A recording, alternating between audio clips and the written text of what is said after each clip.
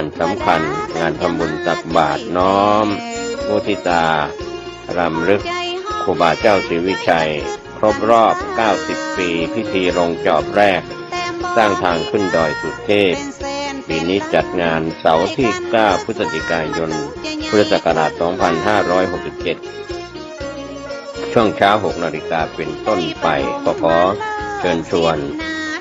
ผู้ใจบุญและผู้ที่จะได้น้อมรำลึกนึกถึงครูบาเจ้าศรีวิชัยทั้งคนเชียงใหม่และนักท่องเที่ยวที่เดินทางมาในพื้นที่จังหวัดเชียงใหม่เสาร์ที่9พฤศจิกายนช่วงเช้า6 นาฬิการ่วมงานนี้ได้บุญได้ความดีได้ความสุขใจโดยทั่วหน้ากันตามครูบาเจ้าฟันบากถากทางต้นไม้แดงไม้เป่าห้อมห้อยภูเขาเป็นเขตเป็นแดง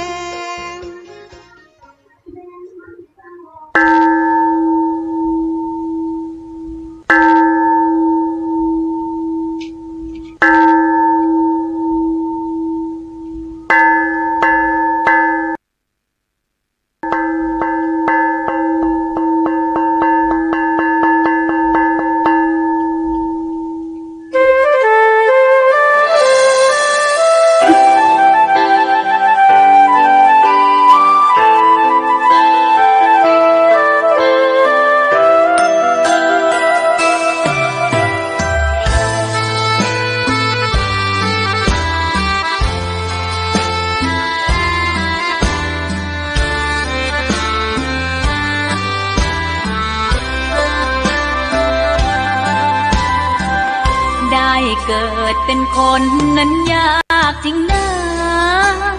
เพราะพุทธศาสนายิ่งแส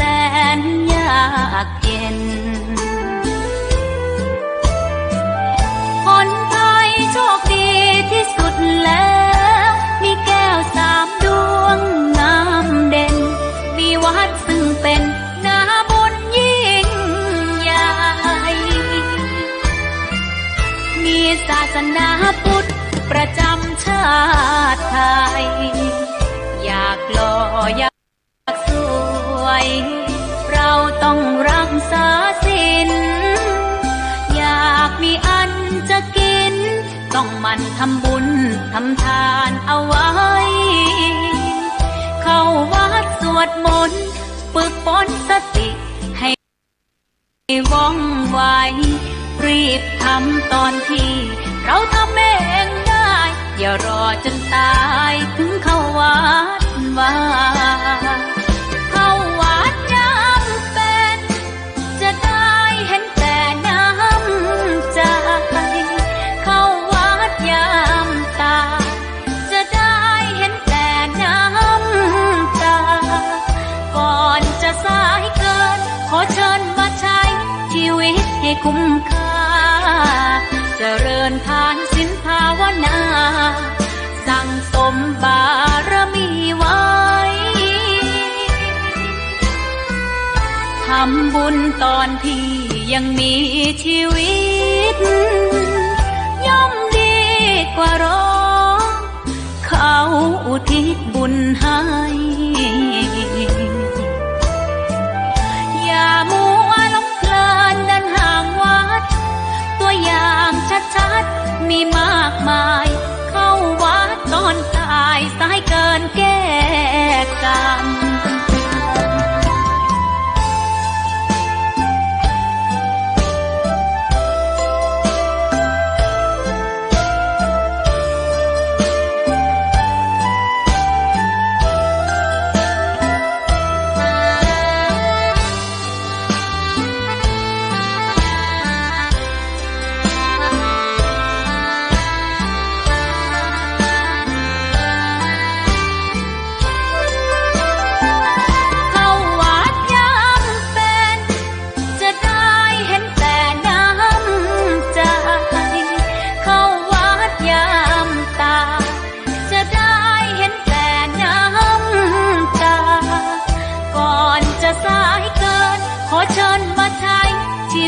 ให้คุ้มค่า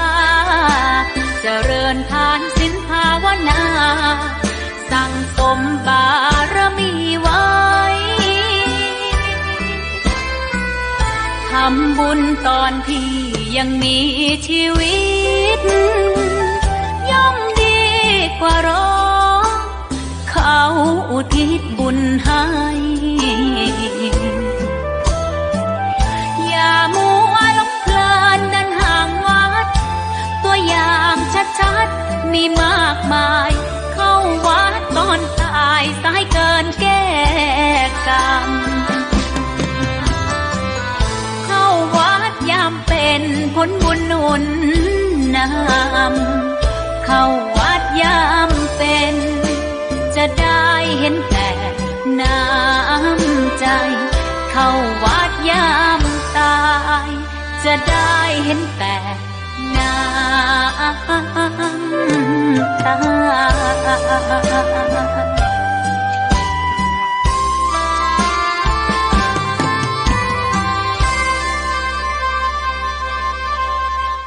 น้อม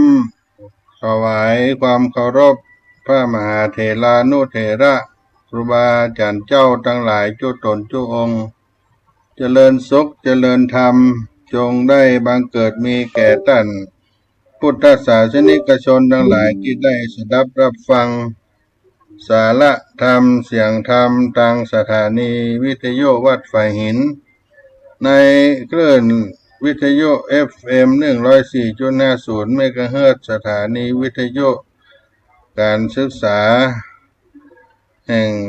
ธรรมะทางพระพุทธศาสนาวันนี้เป็นวันศุกร์ที่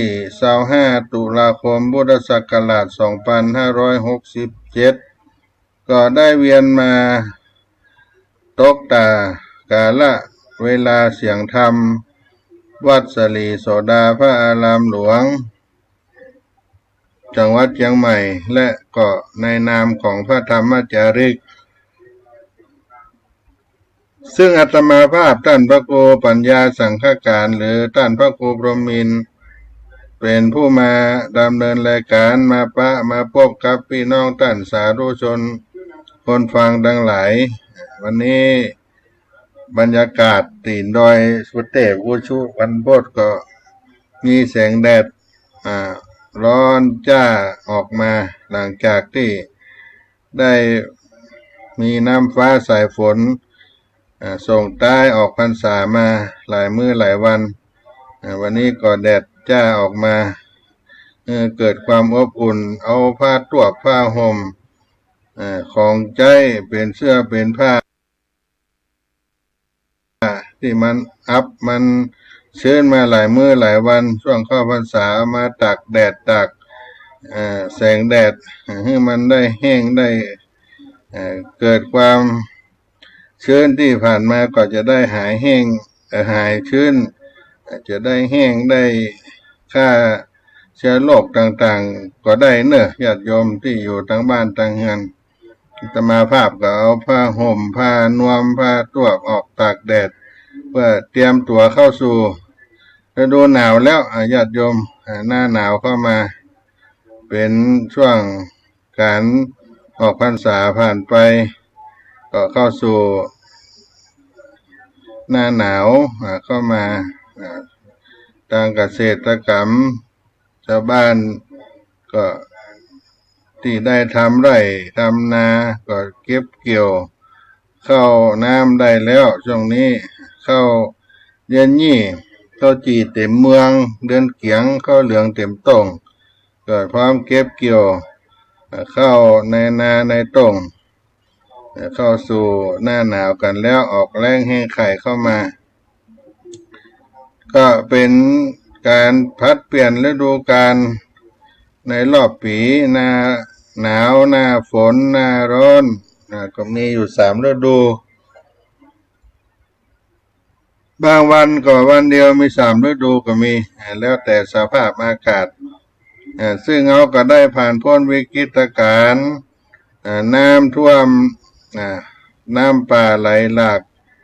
ที่ได้รับความเสียหายกันไปก็คงจะช่วยกันฟื้นฟูสภาพความเป็นอยู่ของพี่น้องที่ได้รับประสบภัยธรรมชาติตั้งแต่นี้ไปก็คงจะ หมดน้ำหมดฝนแล้วคงจะปลอดภัยแล้วก็หาวิธีการแก้ไขปัญหา บ่ให้น้ำท่วมน้ำหลากแล้วก็ได้แก้ไขที่ได้ประสบภัยธรรมชาติกันต่อไปหลังจากที่ได้ออกพรรษามาแล้วญาติโยมออกพรรษาก็เป็นวันที่สิ้นสุดการจำพรรษาหรือได้อธิษฐานเข้าพรรษามาเป็นระยะเวลา3 เดือนในวันออกพรรษาก็จะถือว่าเอาท่านทั้งหลายได้กตที่การบำเพ็ญบุญกันมาตลอด3 เดือนได้อุดมสมบูรณ์ด้วยกินทานศีลทานภาวนาผ่านพ้นไปและการออกพรรษานั้นก็เป็นวันที่พระภิกษุสงฆ์ได้ให้โอกาสแก่ภิกษุด้วยกันได้กล่าวตักเตือนกันด้วยเมตตาจิตได้เห็นสงสัยในพฤติกรรมซึ่งกันและกันก็ถือโอกาสตักเตือนกันได้ในวันเดือนเกี่ยงเปงหรือว่าขึ้น15 ค่ำเดือน11ของฝ่ายใต้ดังนั้น วันออกพรรษาก็จึงเป็นวันที่พระสงฆ์ได้กระทำการปวารณาตักเตือนซึ่งกันและกันเป็นวันที่เราท่านทั้งหลายได้มีโอกาสได้สร้างคุณงามความดีแนะนำเอาแบบปวารณาของคณะสงฆ์เอามาประพฤติตักเตือนเพื่อเป็นประโยชน์แก่ครอบครัวตนเองสังคมสืบไปหลังจากที่พระพุทธองค์ได้ตรัสรู้ได้พรรษาที่7ที่ได้ไปจำพรรษาอยู่ในชั้นดาวดึงส์ได้ไปเทศนาพิธรรมปิฎกะโปรดพุทธมารดาอยู่1 พรรษา3 เดือนขั้นว่าถึงครบรอบวันมหาปวารณา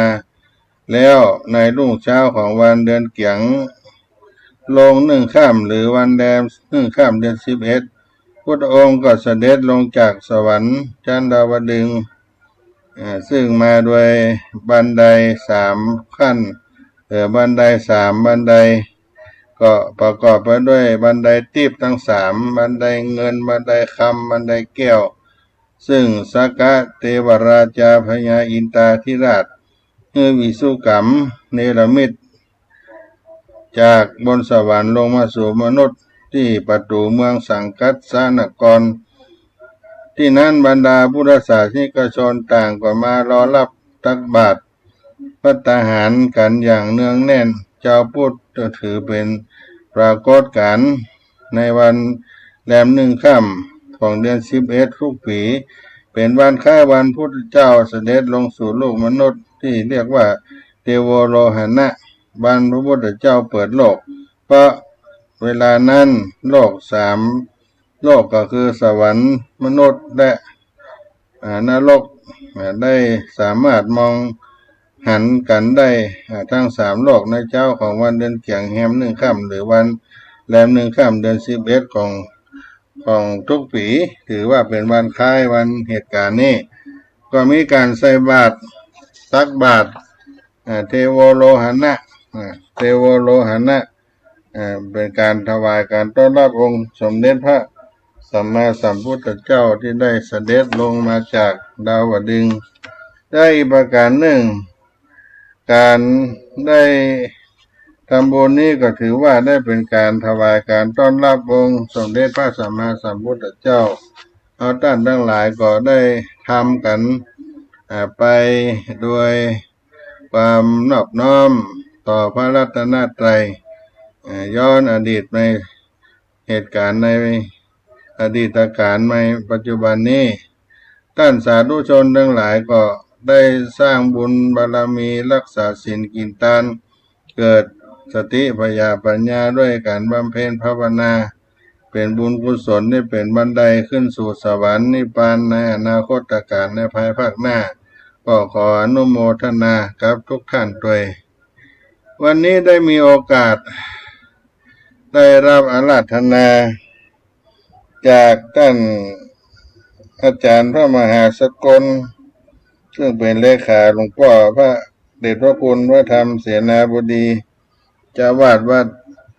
พระธาตุเจ้าดอยสุเทพหรือวัดพระธาตุดอยสุเทพราชวรวิหารเปิดได้นิมนต์ไปเจริญพุทธมนต์สืบชะตาที่สำนักงานอุทยานแห่งชาติดอยสุเทพปุยเพื่อเป็นสิริมงคลเกิดโลกวุฒิความเจริญของ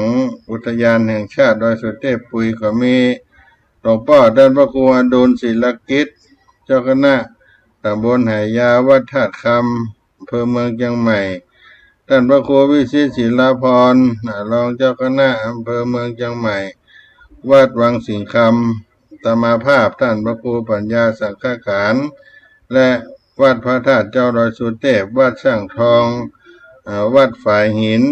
ท่านอาจารย์สมัครพระครูบดิกาสมัครวรายาโนก็มาสวดมนต์ธรรมดเก้าตนซึ่งมีท่านผู้พิทักษ์ช่วยบำรุงเป็นหัวหน้าอุทยาน ดอยสุเทพปุยเป็นประธานนำเอาหน่วยงานราชการที่เกี่ยวข้องกับอุทยานป่าไม้ต้นน้ำมาร่วมพิธีสืบชะตาเพื่อให้เกิดเป็นความสิริมงคลให้เกิดความวุฒิความเจริญในการทำงานพ่อแม่พี่น้องศรัทธาความเจริญในเรียกว่าวุฒิชีวิตที่สมบูรณ์ในมุมมองของแต่ละคนนั้นอาจจะมีความหมายแตกต่างกันไปบางคนก็คิดว่าความสุขจากทรัพย์ที่ความสุขจากทรัพย์คือความสุขที่ทำให้ชีวิตสมบูรณ์แบบบางคนก็คิดว่าชีวิตที่เต็มไปด้วยความเสียสละนั่นคือความสมบูรณ์แบบบางคนก็คิดว่าความสำเร็จในหน้าที่การงานคือความสมบูรณ์แบบในความเจริญในธรรมะเรียกว่าโลกวุฒิสูตรที่เพิ่นกล่าวไว้ในการเทศนาธรรมการทำพิธีมงคลต่างๆพระสูตรที่ว่าด้วยความเจริญของผู้ครองเรือนถ้าเราอยากรู้ว่าการที่เราเกิดมาแล้วในชาตินี้คุ้มค่าหรือไม่สำเร็จหรือไม่ก็สามารถเอาวุฒิสูตรได้เป็นตัววัดได้เลยทั้งหมดก็มี10 ข้อในวุฒิสูตรทั้ง10 ข้อนั้นท่านก็ได้แบ่งเป็น2 อย่างคือว่าเกิดมาถ้าเกิดมาคุ้มก็ประกอบด้วยโลกิยทรัพย์5 ประการและอริยทรัพย์อีก5 ประการถ้ามีครบ10 ข้อนี้ก็ถือว่าคุ้มค่า 100%ความเจริญด้วยโลกิยทรัพย์ทั้ง5 ประการถ้าอยู่ในช่วงที่บุญส่งผลทำให้เราเจริญด้วยสิ่งเหล่านี้ก็คือ1เจริญด้วยไร่นากามเขตไร่นาแล้วก็สวนก็คืออาหังสาลิอสังหาริมทรัพย์ที่เคลื่อนที่บ่ได้เป็นบ้านจองห้องหอที่ดินที่อยู่อาศัย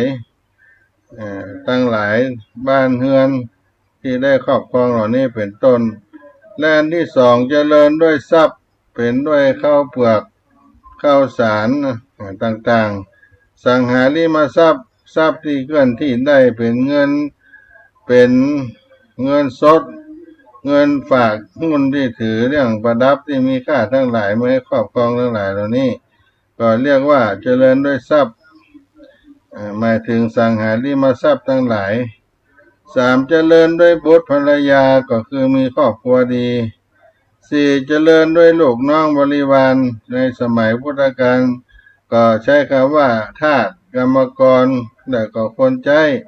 ในปัจจุบันคือลูกน้องพรรคพวกบริวารที่ดีมีความสามารถช่วยงานเราได้อันที่5เจริญด้วยทรัพย์4 ตีน2 ตีนจ้างม้าวัวควายเป็ดไก่เหล่านี้ปัจจุบันก็คือมียานพาหนะในการอำนวยความสะดวก มีอุปกรณ์ในการทำงานที่สะดวกเพราะสมัยก่อนต้องใช้สัตว์สี่ตีนเป็นเครื่องมือในการทำงานแต่ปัจจุบันต้องใช้เครื่องจักรคอมพิวเตอร์มีโรงงานในการทำงานนี่เรียกว่าเจริญในทรัพย์ทั้งหมดเรียกว่าโลกิยทรัพย์ทั้ง5ประการนี้อำนาจของบุญที่สั่งสมดานบารมีไว้มากและถึงพร้อมด้วยความเป็นผู้มีหัวใจเสียถี4ประการก็คืออุทานสัมปทามีความภาคเพียรขยันในการหาทรัพย์อาราคะสัมปทารู้จักเก็บรักษาทรัพย์กัลยาณมิตรมีเพื่อนดีมีเครือข่ายสายบุญดีและสมาชีวิตาการใช้ทรัพย์พอสมตัวในสมัยโบราณเวลาจะทำบุญขึ้นบ้านใหม่เปิดร้านใหม่ทำบุญสถานที่ราชการงานต่างๆจะนิมนต์พระไปประกอบพิธีสอนกับศรัทธาญาติโยมด้วยธรรมะก็คือหัวใจเศรษฐีตั้ง4ข้อที่ได้กล่าวไปอุทานสัมปทาขยันทำงานหาทรัพย์อาราคะสัมปทารู้จักเก็บทรัพย์รักษาทรัพย์กัลยาณมิตรมีเพื่อนดีมีเครือข่ายดีสมาชีวิตาใช้ทรัพย์พอสมตัวเหล่านี้โยมก็ได้ฟังและก็บางท่านก็นำเอาคาถาทั้ง4นี้คืออุอากาสะอุก็คืออุทานสัมปทาอาการะคะสัมปทากะกัลยาณมิตรสะก็ชีวิตามาเป็นหัวใจเศรษฐีเอาไว้ในหอในเฮือนในบ้านในจองอุอากาสะอุอากาสะได้เป็นคาถามงคลหัวใจเศรษฐีอาราคะสัมปทาอุอากาสะทั้ง4ประการนี้ก็เป็นหัวใจของเศรษฐีถ้าเราได้ทำในสิ่งที่ถูกต้องทั้ง4ประการก็จะเป็นมงคลแก่ชีวิตเกิดความเจริญงอกงามปัจจุบันสายสัมพันธ์นั้นสำคัญถ้ารู้จักคนนั้นคนนี้ถึงคราวจะทำธุรกิจอย่างใดจนมาร่วมหุ้นลงทุนกันว่าการสายสัมพันธ์นั้นมีราคาแล้วถ้าตีเป็นเงินก็10 ล้าน100 ล้านยังซื้อมาได้ฉะนั้นเครือข่ายคนดีเป็นเครือสัมพันธ์เป็นเครือข่ายคนดีเพื่อนที่ดีคบหานั้นจะมีส่วนในการเกื้อกูลซึ่งกันและกันอย่างมากคนจีนไปอยู่ต่างประเทศแล้วตั้งตัวได้เร็วก็เพราะเขามีเครือข่ายคนดีเกิดขึ้นจะเห็นว่าคนจีนชอบตั้งสมาคมการรวมตัวกันถ้ามีคนจีนที่เพิ่งย้ายมาอยู่ใหม่ก็ดีบ่ฮู้ยังบ่ฮู้จักฝ่ายก็ต้องรีบไปหาก่อนเพราะว่ามีคนบ้านเดียวกันอยู่แถวนั้นคือผู้รักผู้ใหญ่ฝากฝังมาก็สามารถช่วยเหลือกันได้หลายๆด้านถ้าเมื่อคนมาใหม่มีกำลังใจได้ตั้งใจทำงานขยันขันแข็งว่ารอดตายแล้วจากนั้นก็ค่อยขยับขยายสร้างเนื้อสร้างตัวเพื่อได้ดีที่สุดการมีเครือข่ายคนดีก็ช่วยเหลือกันนั่นถ้าเมื่อสามารถตั้งรักได้ง่ายและคนที่ช่วยก็ประสูญเปล่าเพราะเมื่อผู้ถูกช่วยประสบความสำเร็จในชีวิตแล้ววันใดวันหนึ่งเขาก็จะมีความกตัญญูรู้คุณสอนไปถึงลูกหลานว่าที่ตัวเองมีวันนี้ก็เพราะคนนั้นคนนี้คอยช่วยเหลือไว้ลูกหลานทั้งหลายก็ต้องสำนึกในบุญคุณของเขาไว้ในอนาคตมีอย่างขึ้นมาช่วยได้ต้องตอบแทนบุญคุณท่านเมื่อเป็นเช่นนี้คนที่อยู่มาก่อนพอที่จะมีกำลังการจะช่วยคนมาใหม่นั่นก็เป็นเรื่องที่ง่ายมาก ยิ่งช่วยมากก็ยิ่งได้คนมีฝีมือมาทำงานมากก็จะมีคนที่สำนึกในบุญคุณและคอยเป็นกำลังใจในด้านต่างๆมากขึ้นเรื่อยๆฉะนั้นถ้ามีเพื่อนและมีพวกความสะดวกก็มีความสำเร็จก็อย่ารอดูข้างหน้าคนไหนไปเดียวๆคนเดียวมักจะรอดยากเครือข่ายคนดีจึงมีความจำเป็นมากและก็ถ้าเป็นคาถาตรวจสะมาจากสมาธิวิตาการใช้ทรัพย์พอสมตัวก็หมายถึงการใช้จ่ายที่บ่เกินตัวโบราณสอนว่ามีสลึงพึงบรรจบให้ครบบาทอย่าให้ขาดสิ่งของต้องประสงค์มีน้อยใช้น้อยค่อยบรรจงอย่าจ่ายลงให้มากจะยากนานแต่ปัจจุบันนี้ต้องสอนใจตัวเองมากกว่าเดิมเป็น10 เท่าเพราะตอนนี้มีบัตรเครดิตเมื่อนำไปดูรูดก็ติดลบได้ง่ายๆเป็นการใช้เงินในอนาคตมีดอกเบี้ยแพงมากลูดไปลูดมาจนเพลินก็มีหนี้ท่วมหัวทำให้กลุ้มใจได้ตลอดขอบอกว่าความสุขที่สำคัญอย่างหนึ่งคือความสุขจากการบ่มีหนี้ฉะนั้นเราจึงจำเป็นต้องใช้จ่ายให้สมตัวอย่าเกินตัวอะไรต่างๆที่บ่จำเป็นก็บ่ใช้สิ่งที่ช่วยได้คือการตามบัญชีง่ายๆแค่เขียนว่าวันนี้จ่ายอะไรไปบ้างเงินที่ออกไปไม่ว่าจะมากน้อยแค่ไหน ก็จดให้หมดรวมแล้วในวันนี้ใช้ไปเท่าใดหลังทั้งรายรับรายจ่ายให้เขียนจดไว้ทุกวันแค่เราทำบัญชีอย่างนี้ทุกวันเองเราก็จะมานั่งดูเราเห็นว่าเราใช้จ่ายไปอย่างใดอย่างตัวนี้ตัวนั้นอันที่มันจำเป็นหรือบ่จำเป็นก็จะให้ความคิดแก่เราถ้าเราตัดและการซื้อของบ่จำเป็นออกไปจะทำให้เรามีเงินเหลือต่ออันต่ออีกเป็นการวางแผนได้ฉะนั้นถ้าอยากเป็นเศรษฐีก็ต้องให้คุณค่าของเงินเริ่มลงมือทำบัญชีควบคุมการใช้จ่ายของเราเพื่อรัดกุมตั้งแต่วันนี้ถ้าได้4 ข้อนี้ทั้งขยันรู้จักเก็บมีเพื่อนดีใจจ่ายพอสมตัวอย่างนี้รวยแน่นอนการเจริญด้วยอริยทรัพย์5 ประการอันต่อมาสร้างบุญใหม่ให้กับเฮาถ้าเฮาใช้บุญเก่าโดยบ่สร้างบุญใหม่เมื่อบุญหมดก็แย่ฉะนั้นถ้าเฮามีบุญเก่าดีแล้วกำลังที่เฮาจะสร้างบุญใหม่ก็ย่อมง่ายดังนั้นต้องเอาบุญต่อบุญใช้จังหวะโอกาสที่มาถึงเรานั้นมาสร้างบุญใหม่จะสร้างอยู่บุญใหม่ได้ก็ต้องมีอยู่5 อย่าง1เจริญด้วยศรัทธา2เจริญด้วยศีล3เจริญด้วยสุตตะแปลว่าความรู้การฟังสุตตะแปลว่าฟังเจริญด้วยจาคะรู้จักกาละรู้จักการเสียสละบริจาคให้ทาน5เจริญด้วยปัญญาทั้ง5 ข้อนี้อริยทรัพย์ที่ตัวคนมีศรัทธาจะเริ่มเป็น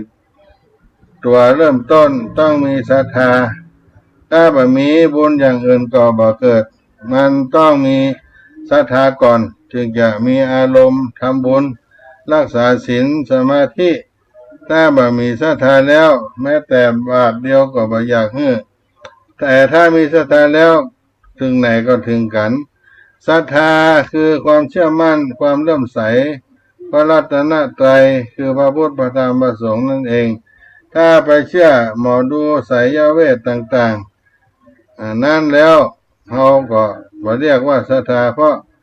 เรียกว่างมงายเพราะว่ามีเหตุผลการเจริญด้วยศีลก็ต้องมีศีลอย่างน้อย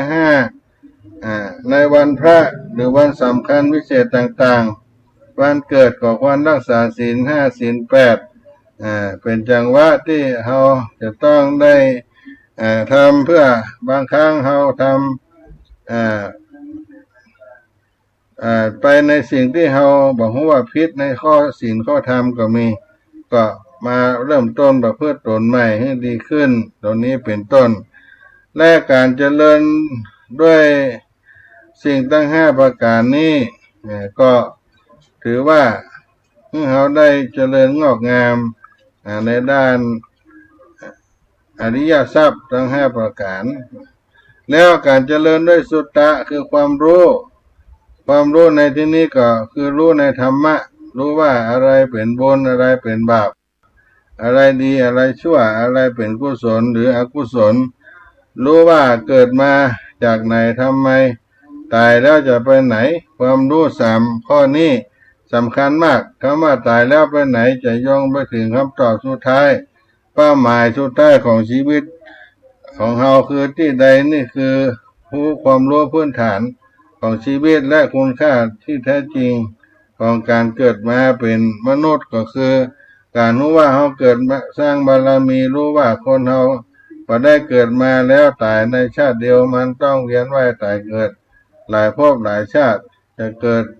แล้วดีหรือไม่ก็อยู่ที่บุญบาปที่สร้างไว้ใครสร้างบุญไว้มากเกิดมาก็สบายใครสร้างบาปไว้มากเกิดมาก็ลำบากเป็นคนพิการยากจนมีปัญหาอุปสรรคมากมายต้องมีความเข้าใจในตรงนี้รู้วงจรพื้นฐานชีวิตอย่างนี้ก็คือความรู้ที่สำคัญเพราะเป็นความรู้ที่ทำให้เราเองเอาตัวรอดได้มีความรู้ทางโลกไว้ทำมาหากินแต่ถ้าบ่มีความรู้ทางธรรมก็ยังเหมือนแน่ว่าตลอดจะรอดปลอดหรือไม่ตายแล้วจะไปอบายหรือไม่ก็ยังบ่รู้แต่ถ้ารู้ทางโลกพอประมาณแล้วรู้ทางธรรมดีรู้บุญรู้บาปรู้ดีรู้ชั่วรู้การควรบ่ควรเขาก็จะรอดสร้างสมบูรณ์มากขึ้นไปเขาก็จะรอดแล้วก็จะไปสวรรค์ได้การเจริญด้วยจาคะรู้จักเสียสละการบริจาคการให้ทานก็คือเป็นการสละทรัพย์สินสิ่งของเป็นทานหรือจะเป็นการสละอารมณ์ที่บดีให้เป็นทานก็ตามอารมณ์โกรธต่างๆก็บังเก็บไว้ในใจให้สละออกไปสิ่งนี้จะเป็นอริยทรัพย์ที่ต่อเอาไปด้วยบุญที่เราเองสั่งสมไว้ในพระพุทธศาสนาที่ถูกเนื้อนาบุญนั้นมีอานิสงส์มหาศาลถ้าเราหันบุญแล้วเราจะปลื้มใจเวลาบนโลกมนุษย์นั้นสั้นอายุเฉลี่ย75 ปีแต่บนดุสิตบุรีสวรรค์4นั้นอายุไขของเทวดานางฟ้าบนนั้นเท่ากับ576 ล้านปีเมื่อเราทำความดีบุญส่งอยู่สวรรค์มีความสุขรูปร่างหน้าตางดงามโสภาดูแล้วอายุประมาณ16-18ที่อยู่อย่างนั้นตลอดจนอายุไข576 ล้านปีเลยผู้หญิงนั้นสวยงามก่อนนางงามจักรวาลอีกนางงามจักรวาลนั้นยังสวยกว่าจริงไปเสียด้วยซ้ำแต่ว่าเลือกเอา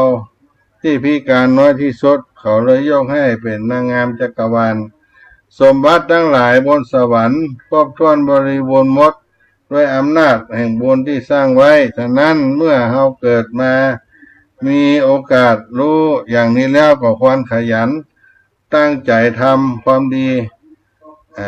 เพิ่มมากขึ้นทำงานทานศีลภาวนาบุญทุกบาทที่เราทำมันเป็นผลยิ่งกว่าพันล้านฉะนั้นอยู่ในบุญแล้วเพิ่มบุญในบุญทุกบุญที่เราทำก็นึกถึงบ่อยๆแล้วตั้งใจทำยิ่งขึ้นไปบุญนั้นจะส่งผลให้เราปิดอบายและก็ไปสู่สวรรค์อย่างแน่นอนการเจริญด้วยปัญญาตรงนี้ก็เป็นตัวควบคุมท้ายภาพรวมทั้งหมดทำให้เข้าใจทุกอย่างได้ดีมีปัญญารู้ที่มาที่ไปเมื่อมีปัญหาอุปสรรคอย่างที่เกิดขึ้นก็สามารถแก้ไขได้มีปัญญามองหันสิ่งเหล่านี้ได้ทั้งหมดซึ่งจะเกิดขึ้นจากใจที่ใสๆอยู่ในสมาธิมีปัญญาสูงก็เป็นข้อคิดที่บอกไว้เมื่อคิดอะไรไม่ออกบอกจากความคิดจากจิตสงบแล้วจะพบทางออก ในให้จำสูตรนี้เอาไว้เพราะนี่คือปัญญาที่เกิดจากความรู้ภายในจากการภาวนาทั้ง5ประการนี้จะเป็นทางมาแห่งอริยทรัพย์เป็นบุญใหม่ที่เขาสร้างไว้ให้มีความสุขบ่ต้องรอชาติหน้าหรือก็คือชาติสุดท้ายตั้งแต่นี่ไปก็จะส่งผลไปถึงชาติหน้าส่งผลไปถึงทุกภพทุกชาติจนที่สุดแห่งธรรมเลยเมื่อเหมือนที่นางวิสาขาได้เหมือนนางวิสาขาเคยทำได้ในแบบนี้เป็นแบบอย่างฝ่ายหญิงที่ดีมีอริยทรัพย์5ประการนางวิสาขามีครบโลกิยะ5ก็มีครบถ้วนฉะนั้นเราต้องตั้งใจเดินตามรอยอย่างนางวิสาขานั้นตั้งพร้อมบริบูรณ์ทั้งโลกิยะสมบูรณ์อริยะสมบูรณ์จะได้ตอบตัวเองได้ว่าเกิดมาชาตินี้คุ้มค่าจริงเพราะโอกาสนั้นประเสริฐพึงมาถึงพวกเราแล้วต้นทุนที่สำคัญคือเราได้เป็นมนุษย์และกายมนุษย์นั้นทำให้จะสามารถสั่งสมบุญบารมีได้และถ้าเราเดินนำหน้าความดีแล้วเราจะมีบุญอย่างชนิดว่าไม่น้อยหน้านางวิสาขาก็เป็นเรื่องบุญและก่อการทำบุญให้เกิดความเจริญวุฒิในครอบครัวในชีวิตของเราก็เอามาป่านมาฝากพี่น้องท่านคนฟังทั้งหลายในสาระธรรมภาคบ่ายของเสียงธรรมวสลีโสดาพระอารามหลวงจังหวัดเชียงใหม่ให้พี่น้องท่านสาธุชนคนฟังได้สดับรับฟังในโอกาสนี้ตัวก็พักกันสักกรรมก่อนเนาะ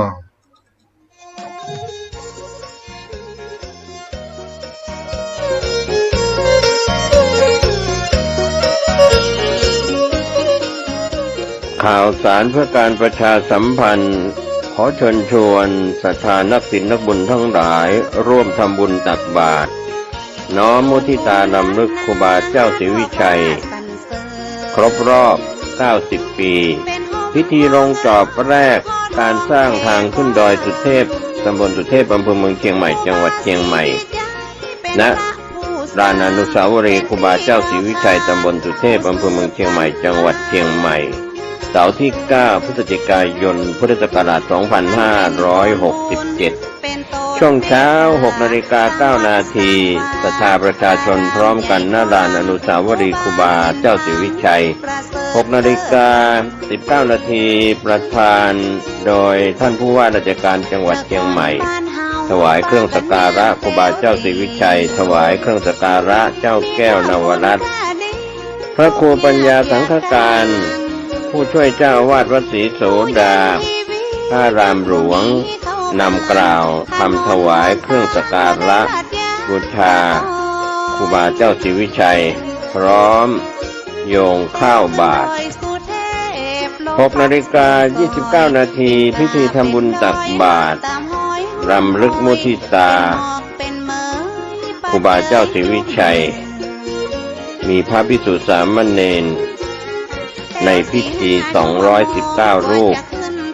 7:29 นาทีประธานในพิธีโดยผู้ว่าราชการจังหวัดเชียงใหม่จุดธูปเทียนบูชาพระรัตนตรัยไหว้พระสมาทานเบญจศีลอาราธนาพระปริตรพระสงฆ์เจริญพระพุทธมนต์ประธานฝ่ายคฤหัสถ์โดยผู้ว่าราชการจังหวัดเชียงใหม่กล่าวพบปะประชาชนหลังจากประธานสงฆ์กล่าวสัมโมทนียกถาเทิดเกียรติคุณครูบาเจ้าศรีวิชัยและผู้ว่าราชการจังหวัดเชียงใหม่กล่าวพบปะประชาชนที่ไปร่วมในพิธีกล่าวคำถวายภัตตาหารถวายเครื่องทายทานพระสงฆ์อนุโมทนาแผ่เมตตาวันทาเป็นเสร็จพิธีถวายภัตตาหารเช้าแด่พระภิกษุสงฆ์ณลานอนุสาวรีย์ครูบาเจ้าศรีวิชัยหลังจากนั้น 9 นาฬิกาก็มีพิธีเปิด ครงการสักการะครูบารักษาห้วยแก้วโดยผู้ว่าราชการจังหวัดเชียงใหม่ประธานกล่าวเปิดโครงการโดยผู้อำนวยการสำนักงานคุมประพฤติจังหวัดเชียงใหม่กล่าวรายงานวัตถุประสงค์ของโครงการสักการะบูชารักษาห้วยแก้วผู้ว่าราชการจังหวัดเชียงใหม่กล่าวให้โอวาทสมาชิกผู้ถูกคุมของจังหวัดเชียงใหม่อาสาสมัครคุมประพฤติจังหวัดเชียงใหม่นำสมาชิกผู้ถูกคุมจำนวน60 คนออกบริการสังคมพัฒนาทำความสะอาดรอบอนุสาวรีย์ครูบาเจ้าศรีวิชัยและนำตกห้วยแก้วตามโครงการสักการะครูบารักษาห้วยแก้วเป็นเสร็จพิธีก็เป็นงานอันสำคัญงานทำบุญตักบาตรน้อมมุทิตารำลึกครูบาเจ้าศรีวิชัยครบรอบ90 ปีพิธีลงจอบแรกสร้างทางขึ้นดอยสุเทพปีนี้จัดงานเสาร์ที่9พฤศจิกายนพุทธศักราช2567ช่วงเช้า6 นาฬิกาเป็นต้นไปก็ขอเชิญชวนผู้ใจบุญและผู้ที่จะได้น้อมรำลึกนึกถึงครูบาเจ้าศรีวิชัยทั้งคนเชียงใหม่และนักท่องเที่ยวที่เดินทางมาในพื้นที่จังหวัดเชียงใหม่เสาร์ที่9พฤศจิกายนช่วงเช้า6 นาฬิการ่วมงานนี้ได้บุญได้ความดีได้ความสุขใจโดยทั่วหน้ากันตามครูบาเจ้าฟันบากทาค้างต้นไม้แดงไม้เป่าห้อมห้อยภูเขาเป็นเขตเป็นแดน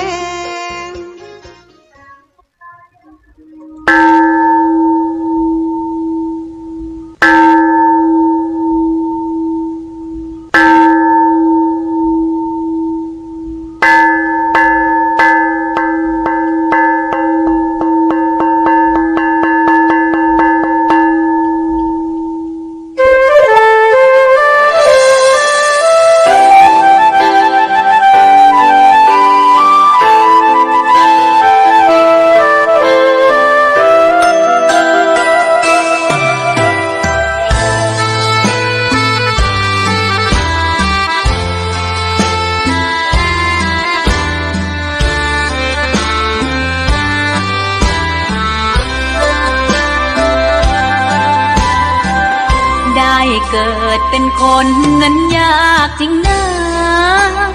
เพราะพุทธศาสนายิ่งแสนยากเย็นคนไทยโชคดีที่สุดแล้วมีแก้ว3 ดวงงามเด่น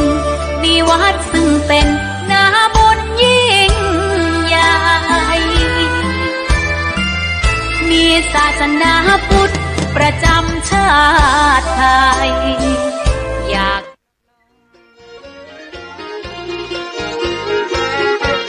วันที่30ตรงกับเดือนเมษาท่านเจ้าครูบาบอกมาเป็นทอย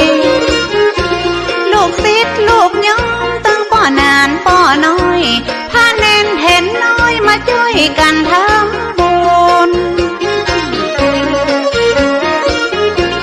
จะจัดพิธีทำบุญเปิดถนนเดือนเมษายน2478แม่นมันอย่าได้เปิดหนทางได้จัดงานครั้งนี้ท้องจะได้เป็กผู้บาข่าวปีอย่าได้ทำพิธีร่วมกันที่นี้คณะสัทธามาหลายต่างหลายตีลงท่าลงลีมาวัดศรีโสดาเตรียมเครื่องไตรยาตามแต่งปลาลำสืบยาตากะเกียมเตรียมดาสัทธามาแต่งซ้อมเจ้าไตเจ้าหยองกะเลียงปลาลองเงี้ยวลืมเจ้าแก้วนาวลัดมาร่วมพิธีเปิดถนนได้ขับรถยนต์หาครูบาได้นั่งคืนได้เลิกได้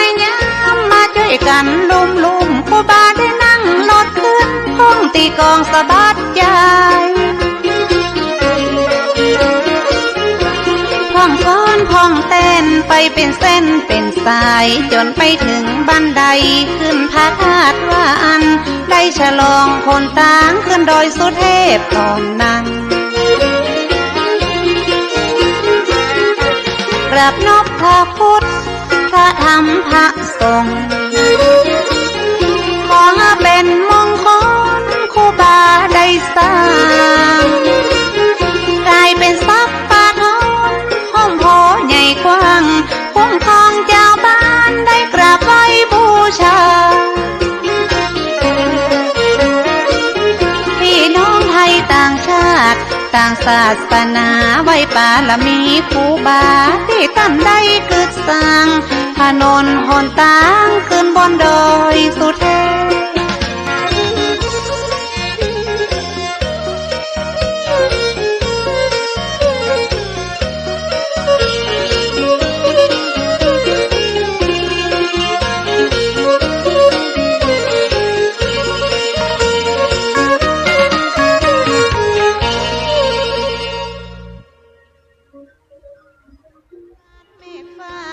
ทรงเทวดามาเกิดเมืองคอนเทวบุตรวดามาช่วยสร้างถนนก็คือทุกคนที่มาช่วยกึดสร้างเหมือนครูบาศีลธรรมท่านได้อ้างกล่าวไว้ยิ่งใหญ่ใหญ่น้อยมาช่วยกันสร้างถนนห้องมาเป็นขายย้อมจะขอบวชเธอได้เจ้าเขาชนบทจะตุกยากไรต่างก็ยกมือไหว้มาขอติดตามครูบาห้องก็ให้มาบวชเล่าเรียนศึกษาเพื่อติดตามครูบาได้ไปก่อสร้างวัดวาอารามหลายปั้นหลายลอยแถมยังมีท่านเจ้าอภิชัยข่าวปีน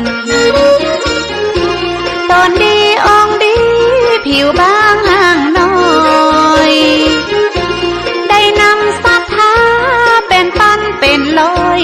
ติดตามลำห้อยมาช่วยกันสร้างหนทางตอนนั้นครูบาข่าวปียังเป็นนานมาช่วยครูบาศีลธรรมตีตั้นกึดสร้างหลายเดือนหลายวันตึงบ่ปิดปอกว่าครูบาสร้างถนนได้5 เดือนป่า22 วันบ่ได้เฮาก็ขึ้นไปได้พี่น้องศรัทธาป้ากันยกมือไหว้พ่องต่อลำให้พ่อปาละมีครูบาพ่องเกิดปีติเป็นน้ำหูน้ำตามีความศรัทธาครูบาท่านเจ้าไทยภูเขาปากันเฝ้าเวทล้อมเหมือนกับเนรมิตบ่คิดบ่ฝันเมื่อเทวดาบันดาลหาหูหันตัวห้องครูบาศีลธรรมชื่อเสียงดังกองดังไปตัวห้องถึงจันอินจันทองคนมาช่วยครูบาเหมือนหาฟ้าหาฝนพอเต็มถนนขึ้นบนดอยว่าอันกำนั้นหนตาก็เสร็จสงสารครูบากลัวว่าจะเดือดร้อนครูบาต้านเจ้าว่าบ่เดือดร้อนยังบ่มานบ่น้ำคนจะไหลมาก่อนคนจะหลั่งไหลปากันมาตัวห้องถนนจะต้องเสร็จภายใน6 เดือนคุณป้าละ มีตึงบ่มีในเหมือนผู้คนพลเมืองไล่กันมาร่วมสร้างตัดไม่บงไม่สร้างเป่งปลาลำโหสากะเลียงเงี้ยวห่อไตลวะไตเกินมาช่วยกันสร้างถนนยิ่งใจหนุ่มเท่าลำพูนลำปางเมืองฝางเมืองเป้าแต่น่านพะเยาเจียงแสนเจียงไฮ้ปะลองมูเสอมาเป็นเส้นเป็นสายคนยองคนไตหลายจ้องหลายบ้านช่วยกันเที่ยวคนตาเมื่อไหลใครยองเอาขอบกมาจอกบาหินบาพาตาในสิบว่าวัดมาเป็นทอย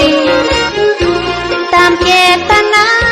ป้อนานป้อน้อยคนหลายพันหลายร้อยมาช่วยกันสร้างผลตา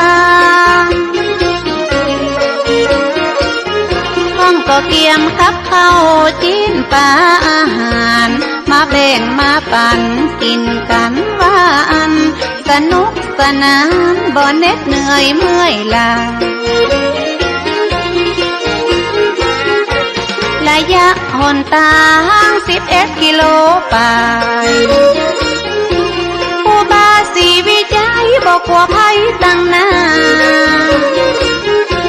ได้เป็นประธานขุดดินทางหญ้าลอนแลมแหมป่าได้เป็น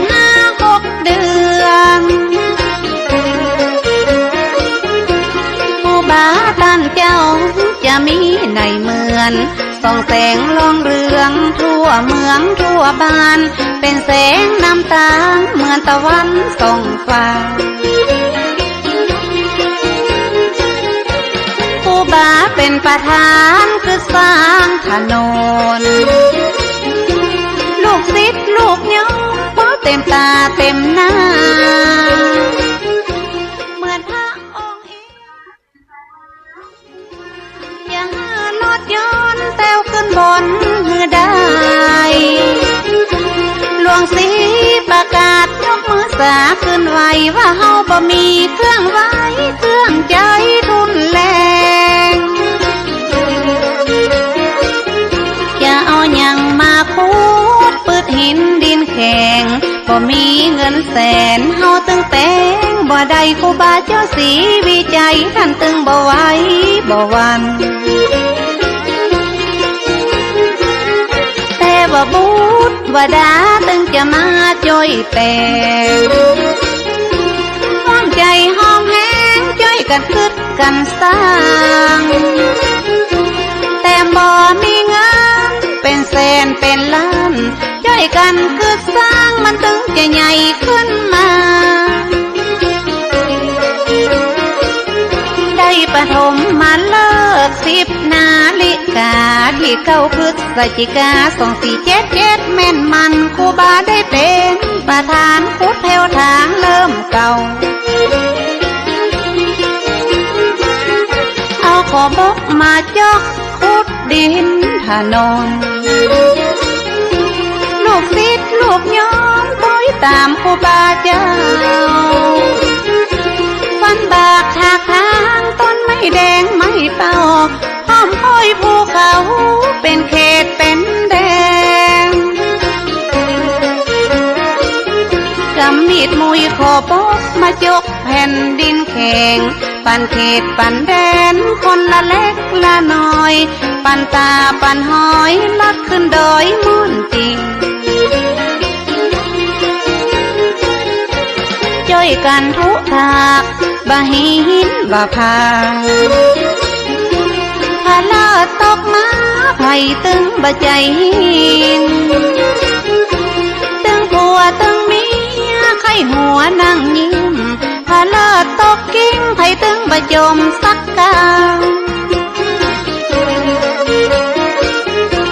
คนที่มาจ้อยสร้างบุญต้อยกันบ่หวังเงินหวังคำปิด จองปิกบานหวังกุศลผลนำสุขบานแต่หลังระยะเริ่มสร้างคนก็ซ้ำบ่หลายต้องเลี้ยงวัวเลี้ยงควายทำนาเกี่ยวข้าวเจ้าแก้วนวนัทก็เป็นห่วงแต่แล้วสงสารครูบาเจ้ากลัวจะเสร็จบ่ตามเจ้าแก้วนวนัทเป็นห่วงเป็นหามกลัวว่าหนทางบ่ลุล่วงไปนะ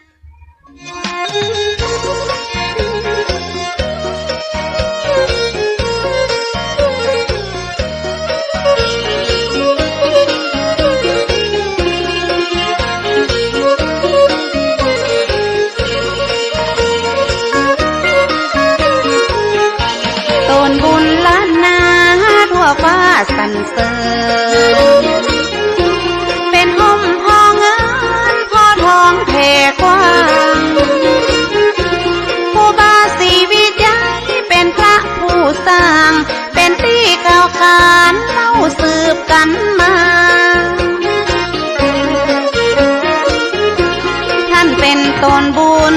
เป็นต้นเมตตาสร้างวัดสร้างวาอารามใหญ่กว้างอุบาสินธรรมประเสริฐเลิศล้ำแต่ก่อนบ้านเฮาปากันย่างเตียวตีมีข้าวปุ้นข้าดิ้งตุกยากอยากกันตู้เย็นทีวียังบ่มีเข้าบ้านถ้านอนหอนตางบ่ได้ลาดยางบ่ต้อยแต้วขึ้นดอยสุเทพลมพัดซอยซอยเป็นตาเป็นดอยลัดตามห้อยห้อมหอยเป็นหมอกเป็นเหมยปัดเจยจุ่มหนึ่งแต้ว4-5 ชั่วโมงกว่าจะขึ้นไปถึงเหงื่อออกไหลซึ้งเพราะเหม็นผ้าเหม็นเสื้ออิดอ่อนกลางเขาพักยังเป็นเมื่อตาเขาคุ้มคือเป็นห่มบางเงาเที่ยวดงเรียบเลาะถ้าหินปูนเขากว่าที่หมู่เฮาจะขึ้นไปใดครูบาศรีวิจัยต้านห่วงใยเช่นเราหลวงศรีประกาศได้กราบนมัสการนิมนต์ครูบาสินธรรมขอมาย่อยคืดสร้างว่าจะปักเสาไฟขึ้นไปแบบนั้นครูบาสินธรรมบ่ได้หับปากหับกลางครูบาบอกคือหูเหตุการณ์ต้องสร้างหนทางขึ้นไปถึงจะได้ถึงจะปักเสาไฟขึ้นไปง่ายครูบาศรีวิจัยว่าจะสร้างถนน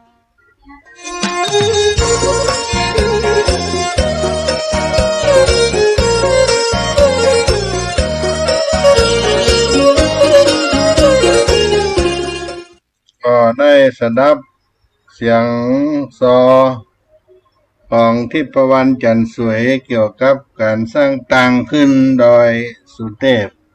ของท่านเจ้าครูบาศรีวิจัยซึ่งก็ได้นำเอามาให้พี่น้องท่านคนฟังทั้งหลายใกล้วันเวลาที่จะมาครบรอบวันปฐมจอบแรกการสร้างทางขึ้นดอยสุเทพของท่านเจ้าครูบาศรีวิจัยปี 2567 ก็จะเวียนมาครบรอบอีกครั้งหนึ่งปีนี้ก็ครบ90 ปีที่เพิ่นได้สร้างทางซึ่งในนามของคณะสงฆ์วัดสลีโสดาพระอารามหลวงที่ได้เป็นที่ปรึกษาในการจัดงานของกองทุนน้อมรำลึกครูบาเจ้าศรีวิจัยอนุสาวรีย์ครูบาเจ้าศรีวิจัยสถานที่ประดิษฐาน รูปเหมือนครูบาเจ้าศรีวิจัยฮือมหาชนคนทั้งหลายได้นอบน้อมกราบไหว้ตลอด24ชั่วโมงก็เป็นการหวนรำลึกนึกถึงครูบาเจ้าก็จะมีการทำบุญตักบาตรถวายทานแก่ครูบาเจ้าศรีวิจัยในวันที่9 พฤศจิกายน 2567 นี้ก็มาย้อนถึงท่านเจ้าครูบาศรีวิจัยที่เป็นผู้ได้สร้างประวัติศาสตร์ให้กับชาวพุทธล้านนาและก็พระพุทธศาสนาท่านครูบาเจ้าศรีวิจัยเข้ากรุงเทพเป็นครั้งแรกในชีวิตวันที่ครูบาเจ้าศรีวิจัยเดินทางออกจากวัดสลีดอนใจนั้นมีประชาชนจำนวนมากมาคอยส่งท่านอยู่สองฝากถนนตาแปภาพเหตุการณ์วันนั้นเจ้าเมืองเชียงใหม่ผู้อยู่ในเหตุการณ์ยังจำติดตานั่นก็คือทางการได้จัดกำลังตำรวจแน่นหนาเพื่อควบคุมครูบาเจ้าศรีวิจัยราวกับนักโทษคดีในอุชกันทั้งที่จริงแล้วท่านเป็นภิกษุรูปหนึ่งเท่านั้นพฤษภาคม 2463 เมื่อมาถึงกรุงเทพขณะที่ครูบาเจ้าศรีวิจัยพำนักอยู่ที่วัดเบญจมาบพิตรเพื่อรอการพิจารณาที่ก่อนมีคนล้านนาที่อาศัยอยู่กรุงเทพมาทำบุญถวายปัจจัยทายธรรมท่านตลอดเวลาแต่ท่านเองก็ยังประพฤติปฏิบัติตนตามธรรมชาติที่เคยปฏิบัติก็คือความสงบสำรวมในธรรมวินัยทุกประการเพราะท่านระลึกอยู่ว่าตัวท่านเป็นเพียงพระบ้านนอกรูปหนึ่งเท่านั้นมิถุนายนพุทธศักราช 2463 การไต่สวนอธิกรณ์ครูบาศรีวิจัยก็กลายเป็นข่าวคึกโครมขึ้นในชั่วข้ามคืนเพราะหนังสือรายวันที่ขายดีที่สุดในสมัยนั้นเป็นเหตุบางกอกไทยเสนอเรื่องราวครูบาศรีวิชัยครูบาศรีวิจัยได้ละเอียดทั้งที่ยังวิเคราะห์สาเหตุที่ท่านต้องอธิกรณ์แถมด้วยเรื่องคำเล่าลือเกี่ยวกับคุณวิเศษต่างๆเป็นต้นว่าเดินบนผิวน้ำได้ก็เป็นสิ่งที่เกิดขึ้นในหนังสือพิมพ์นั้นก็ไปทั่วเมืองกอกเมื่อสมเด็จพระสังฆราชได้ทอดพระเนตรข่าวดังกล่าวแล้วก็จึงทรงมีหนังสือถึงกรรมการได้ไต่สวนที่พระองค์ทรงแต่งขึ้นมาเมื่อก่อนหน้านี้ทรงย้ำเตือนให้คณะกรรมการร่วมกันพิจารณาไต่สวนกรณีนี้อย่างรอบคอบที่สุดเมื่อเวลากว่า2 เดือนเศษกระบวนการไต่สวนก็เสร็จสิ้นลงครูบาเจ้าศรีวิจัยก็พ้นอธิกรณ์ข้อหาทั้งปวงและก็มีสิทธิ์กลับไปจำพรรษาที่วัดบ้านปางแต่มีข้อแม้ว่าท่านจะต้องรับตำแหน่งเจ้าวาดวัดบ้านปางหรือวัดอื่นที่ท่านต้องการแต่ห้ามบ่ให้แต่งตั้งใครมาเป็นตัวแทนโดยตัวท่านบ่ต้องรับผิดชอบใดๆหากมีข้อผิดพลาดต่างๆเกิดขึ้นเดือนกรกฎาคม 2463 อำลากรุงเทพไปสู่บ้านเกิดของท่านเดินทางกลับลำพูนสมเด็จพระสังฆราชได้พระราชทานเงิน60 บาทเป็นค่าใช้จ่ายในการเดินทางกลับเมืองลำพูนนับว่าเป็นพระเมตตาที่สมเด็จพระมหาสมณเจ้ากรมพระยาวชิรยานวโรรสสมเด็จพระสังฆราชทรงมีต่อครูบาศรีวิจัยและคืนนั้นที่สถานีรถไฟหัวลำโพงมีชาวล้านนาภาคเหนือจำนวนมากมาส่งท่านที่สถานีรถไฟด้วยใบหน้ายิ้มแย้มยินดีก็นับถือเป็นครั้งแรกที่ชาวเมืองกอกเห็นว่าชาวเหนือนั้นมีความศรัทธาเลื่อมใสต่อครูบาเจ้าศรีวิจัยมากเพียงใดเมื่อมาถึงเมืองลำพูนทันทีที่ก้าวลงจากรถไฟนั่นเองสานุสิษย์ที่มารอ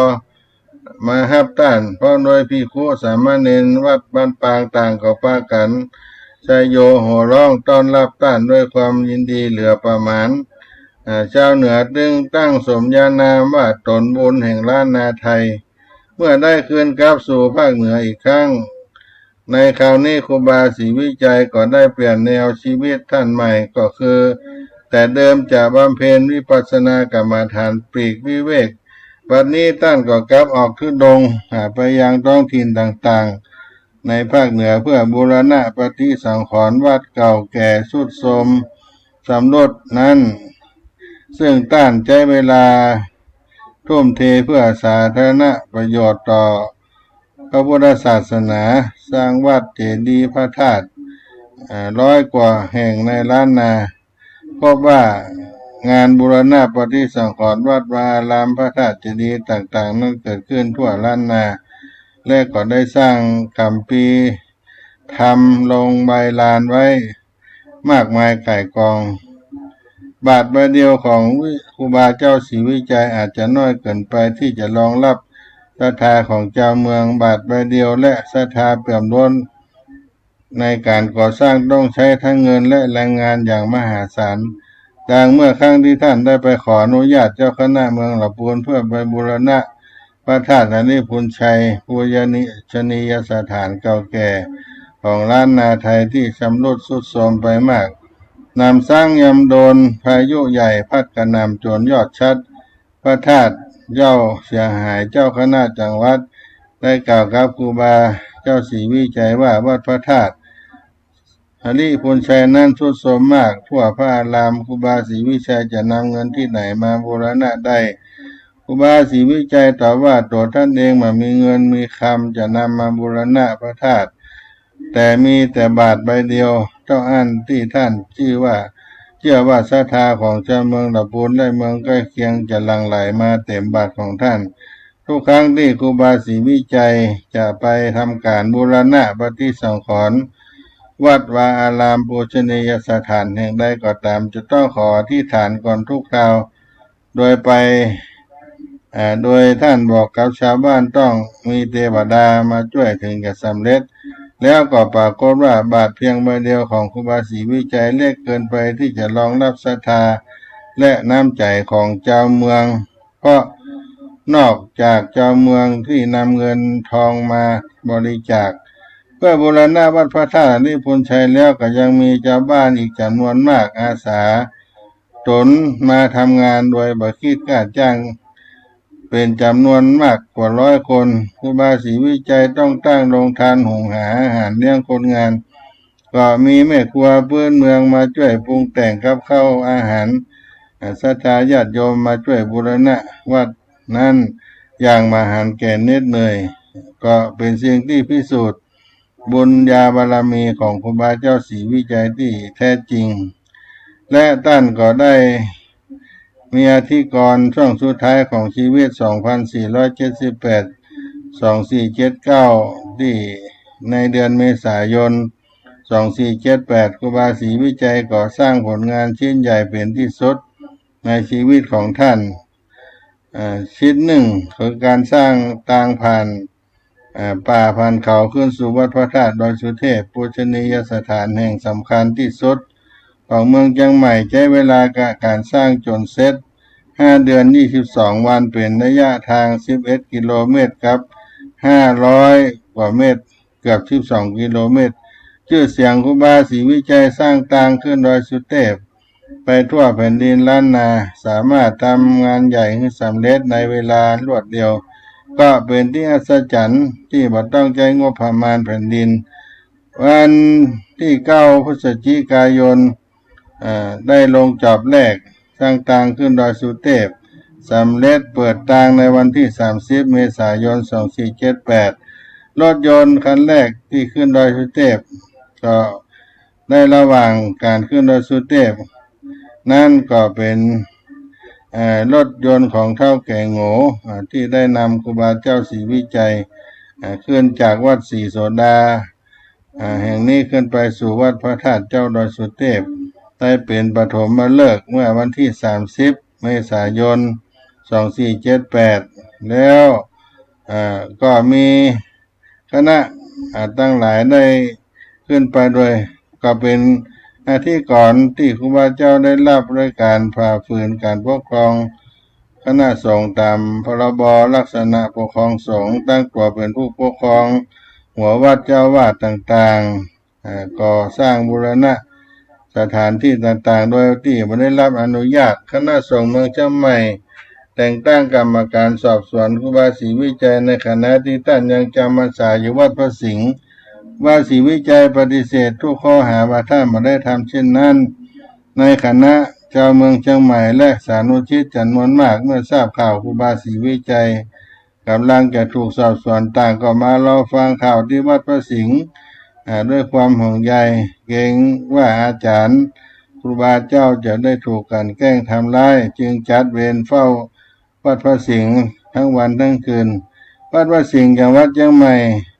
คนมาชุมนุมกันนับหมื่นจัดเวรยามเฝ้ารักษาความปลอดภัยเมื่อเหตุการณ์เป็นอย่างนี้ทางเจ้าคณะจังหวัดเชียงใหม่จึงเห็นว่าเกินกำลังที่จะสอบสวนจึงทำหนังสือแจ้งเรื่องอธิกรณ์พร้อมกับส่งตัวครูบาเจ้าลงไปมหาเถรสมาคมกรุงเทพสอบสวนเอาความผิดต่อไปเมื่อมีคำสั่งครูบาเจ้าศรีวิจัยไปรับการอบรมและสอบสวนที่กรุงเทพข่าวนี้เสมือนหนึ่งดังลูกระเบิดตกไปในกลางใจเมืองเชียงใหม่คนเมืองจำนวนนับหมื่นต่างพากันไปหาครูบาศรีวิจัยที่วัดพระสิงห์มืดฟ้ามัวดินสร้างความชุลมุนไปทั่วนครเชียงใหม่เป็นอย่างมากพฤศจิกายน 2478ครูบาศรีวิจัยเดินทางเข้ากรุงเทพที่สถานีรถไฟมีประชาชนนับหมื่นไปส่งที่ท่านสถานีรถไฟและสานุสิทธิ์ที่ตามด้วยบ่าน้อยแม้ว่าครูบาศรีวิจัยจะไปถึงกรุงเทพแล้วแต่สานุสิทธิ์เชียงใหม่ลำพูนก็ยังที่ตามข่าวอย่างใกล้ชิดทำทีว่าจะเกิดเหตุวุ่นวายอยู่หลายครั้งเพราะผู้คนส่วนใหญ่พอใจ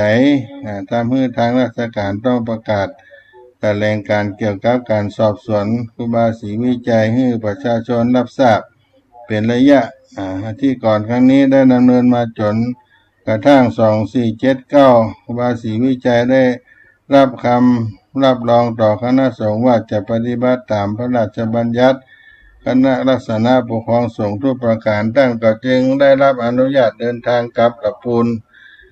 ในช่วงวันที่13พฤษภาคม2479รวมเวลาที่ต้องสอบสวนอบรมที่วัดเบญจมาบพิตรถึง6 เดือน17 วันกรณีความขัดแย้งระหว่างครูบาศรีวิจัยกับคณะสงฆ์ฝ่ายปกครองได้ดำเนินมาตลอดระยะเวลาเกือบยาวนานตั้งแต่นั้นเป็นต้นมาตลอดทั้งวาระสุดท้ายของชีวิต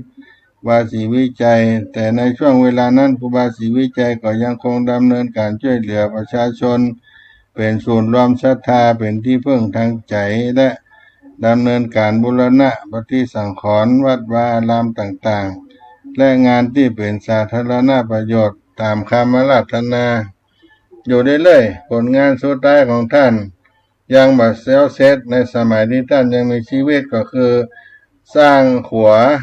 ข้ามน้ำแม่ปิงระหว่างอำเภอหางดงเชียงใหม่กับจังหวัดลำพูนก็คือสะพานศรีวิชัยอนุสรณ์ปัจจุบันนี้และก็ได้รับอาพาธการอาพาธเกิดขึ้นรักษาตัวของครูบาเจ้าศรีวิจัยถ้าจนท่านได้มรณภาพในข่าวต่อมาและท่านก็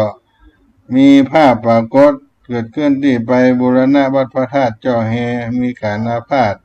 ของท่านได้บูรณะสมโภชนั่งนักประธานงานบุญทุ่มเทที่ตนสร้างวัดวาอารามต่าง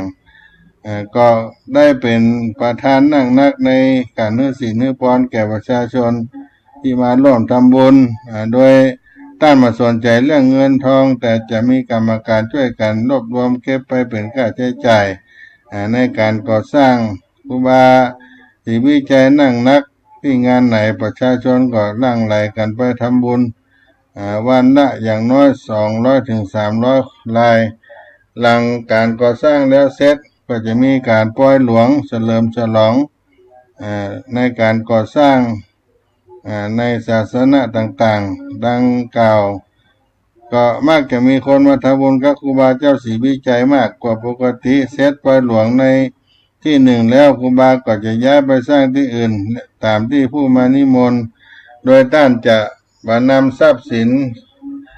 เงินของท่านเอาไว้ในที่ตัวท่านจะได้เอาไปสร้างเป็นสาธารณประโยชน์ต่อท่านและก็ในวาระสุดท้ายชีวิตท่านก็ได้เกิดอาพาธโดยโรคลิ้นดวงทวารเรื้อรังและก็ได้ถึงแก่มรณภาพ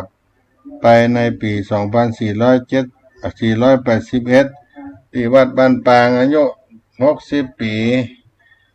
เศษอันนี้ก็เป็นเรื่องราวที่ท่านเจ้าครูบาศรีวิจัยได้เป็นประวัติศาสตร์ที่เราได้รับทราบได้ฟังในความที่ท่านเจ้าได้สร้างบุญบารมีโปรดศรัทธามหาชนทั้งหลายและก็ได้สร้างตางขึ้นดอยสุเทพเป็นผลงานชิ้นสำคัญอันเป็นที่ประจักษ์แก่ชาวโลกทั้งหลายเราก็มาหวนรำลึกนึกถึงท่านเจ้าครูบาศรีวิจัยดังที่ท่านทั้งหลายได้รับทราบในการสร้างตางขึ้นดอยสุเทพก็ได้รับฟังกำหนดการในการทำบุญอีกครั้งหนึ่งเนาะท่านสาธุชนที่ได้เดินทางมาร่วมทำบุญทุกปีก็คงจะนึกภาพได้ซึ่งทางกองทุนน้อมรำลึกครูบาเจ้าศรีวิจัยวัดสลีโสดาพระอารามหลวงก็ได้ร่วมการน้อมรำลึกมุทิตาให้กับครูบาเจ้าศรีวิจัยเป็นตนบุญที่ได้สร้างสิ่งที่เป็นประโยชน์นะอันมากมายไก่กองแก่ประเทศ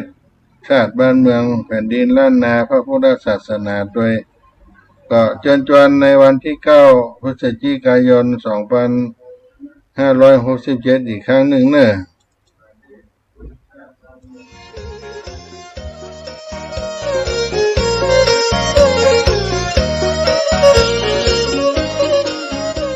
ข่าวสารเพื่อการประชาสัมพันธ์ขอเชิญชวนศรัทธานักศีลนักบุญทั้งหลายร่วมทำบุญตักบาตรน้อมมุทิตารำลึกครูบาเจ้าศรีวิชัยครบรอบ90 ปีพิธีลงจอบแรกการสร้างทางขึ้นดอยสุเทพตำบลสุเทพอำเภอเมืองเชียงใหม่จังหวัดเชียงใหม่ณลานอนุสาวรีย์ครูบาเจ้าศรีวิชัยตำบลสุเทพอำเภอเมืองเชียงใหม่จังหวัดเชียงใหม่เสาร์ที่ 9 พฤศจิกายน พุทธศักราช 2567 ช่วงเช้า 6:09 นาทีศรัทธาประชาชนพร้อมกันณลานอนุสาวรีย์ครูบาเจ้าศรีวิชัย 6:19 นาทีประธานโดยท่านผู้ว่าราชการจังหวัดเชียงใหม่ถวายเครื่องสักการะครูบาเจ้าศรีวิชัยถวายเครื่องสักการะเจ้าแก้วนวรัตน์พระครูปัญญาสังฆการผู้ช่วยเจ้าอาวาสวัดศรีโสดาพระรามหลวงนำกล่าวทำถวายเครื่องสักการะบูชาครูบาเจ้าศรีวิชัยพร้อมโยงข้าวบาตร 6:29 นาทีพิธีทำบุญตักบาตรรำลึกมุทิตาครูบาเจ้าศรีวิชัยมีพระภิกษุสามเณรในพิธี219 รูป 7:29 นาทีประธานในพิธีโดยผู้ว่าราชการจังหวัดเชียงใหม่จุดธูปเทียนบูชาพระรัตนตรัยไหว้พระสมาทานเบญจศีลอาราธนาพระปริตรพระสงฆ์เจริญพระพุทธมนต์ประธานฝ่ายคฤหัสถ์โดยผู้ว่าราชการจังหวัดเชียงใหม่กล่าวพบปะประชาชน หลังจากประธานสงฆ์กล่าวสัมโมทนียกถาเทิดเกียรติคุณครูบาเจ้าศรีวิชัยและผู้ว่าราชการจังหวัดเชียงใหม่กล่าวพบปะประชาชนที่ไปร่วมในพิธีกล่าวคำถวายภัตตาหารถวายเครื่องทายทานพระสงฆ์อนุโมทนาแผ่เมตตาวันทาเป็น7พิธีถวายภัตตาหารเช้าแด่พระภิกษุสงฆ์ณลานอนุสาวรีย์ครูบาเจ้าศรีวิชัยหลังจากนั้น9 นาฬิกาก็มีพิธีเปิดโครงการสักการะครูบารักษาห้วยแก้วโดยผู้ว่าราชการจังหวัดเชียงใหม่ประธานกล่าวเปิดโครงการโดยผู้อำนวยการสำนักงานคุมประพฤติจังหวัดเชียงใหม่กล่าวรายงานวัตถุประสงค์ของโครงการสักการะบูชารักษาห้วยแก้วผู้ว่าราชการจังหวัดเชียงใหม่กล่าวให้โอวาทสมาชิกผู้ถูกคุมของจังหวัดเชียงใหม่อาสาสมัครคุมประพฤติจังหวัดเชียงใหม่นำสมาชิกผู้ถูกคุมจำนวน60 คนออกบริการสังคมพัฒนาทำความสะอาดรอบอนุสาวรีย์ครูบาเจ้าศรีวิชัยและ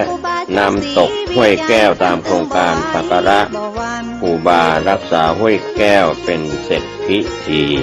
ก็เป็นงานอันสำคัญงานทำบุญตักบาตรน้อมมุทิตารำลึก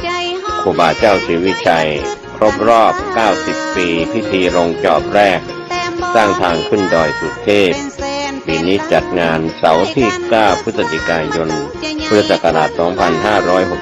2567 ช่วงเช้า 6 นาฬิกาเป็นต้นไปก็ขอเชิญชวนผู้ใจบุญและผู้ที่จะได้น้อมรำลึกนึกถึงครูบาเจ้าศรีวิชัยทั้งคนเชียงใหม่และนักท่องเที่ยวที่เดินทางมาในพื้นที่จังหวัดเชียงใหม่เสาร์ที่ 9 พฤศจิกายนช่วงเช้า 6 นาฬิการ่วมงานนี้ได้บุญได้ความดีได้ความสุขใจโดยทั่วหน้ากันตามครูบาเจ้า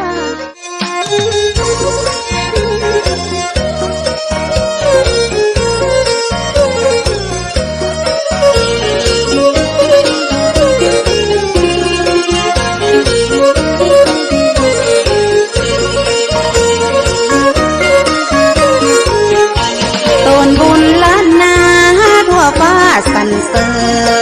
ญเป็นห้องพอเงินพอทองเทกว้างครูบาศรีวิชัยเป็นพระผู้สร้างเป็นที่ข่าวขานเล่าสืบกันมาท่านเป็นตนบุญเป็นตนเมตตาสร้างวัดสร้างวาอารามใหญ่กว้างครูบาศีลธรรมประเสริฐเลิศล้ำแต่ก่อนบ้านเฮาปากันย่างเตียวตีมีข้าวฝุ่นข้าดินตุกยากอยากกันตู้เย็นทีวียังบ่มีเข้าบ้านถ้านอนหอนตางบ่ได้ลาดยางบ่ต้อยเตียวขึ้นดอยสุเทพลมพัดซอยเป็นตาเป็นดอยลัดตามหอยห้อมหอยเป็นหมอกเป็นเมยปาเจยจุ่มเนยเตียว4-5 ชั่วโมงกว่าจะขึ้นไปถึงเหงื่อออกไหลซึ้งเพราะเหม็นผ้าเหม็นเสื้ออิดอ่อนกลางเขาพักยังเป็นเมื่อป้าเขาคุ้มเกลือเป็นห้องบังเงาเที่ยวดงเรียบล้อถ้าหินขุ่นเขากว่าที่หมู่เฮาอยากขึ้นไปใดครูบาศรีวิชัยต้นห่วงใยเจนเราหลวงศรีประกาศได้กราบนมัสการนิมนต์ครูบาศีลธรรมขอมาย่อยกึศสร้างว่าจะปักเสาไฟขึ้นไปแบบนั้นครูบาศีลธรรมบ่ได้หับปากหับกา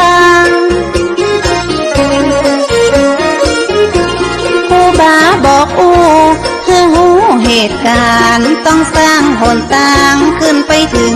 จะได้ถึงจะพักเสาไฟขึ้นไปง่ายง่าย